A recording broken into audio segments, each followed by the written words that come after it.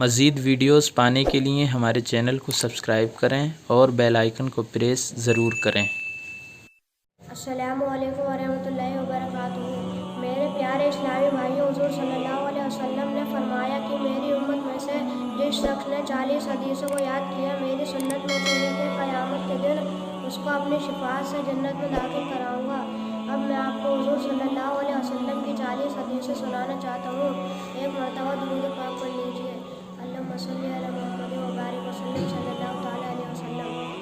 حدیث نمبر 1، گفتگو سے پہلے سلام کیجیے۔ حدیث نمبر 2، سلام قائم کیجیے، سلامتی میں رہو گے۔ حدیث نمبر 3، پاکی آدھا ایمان ہے۔ حدیث نمبر 4، نماز دین کا ستون ہے۔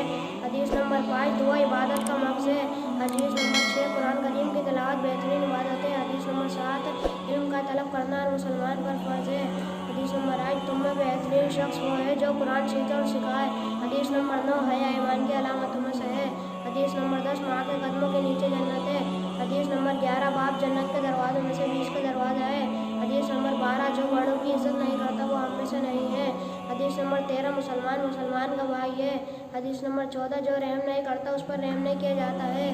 حدیث نمبر 15، جو غرور کرتا ہے اللہ تعالیٰ اس کو گرا دیتا ہے۔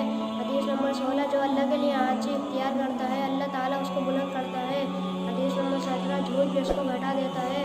حدیث نمبر 18، سچ بات کہو اگرچہ وہ کڑوی معلوم ہو۔ حدیث نمبر 19، غیبت کا گناہ زنا سے بھی بڑھ کر ہے۔ حدیث نمبر 20، چغل خور جنت میں داخل نہ ہوگا۔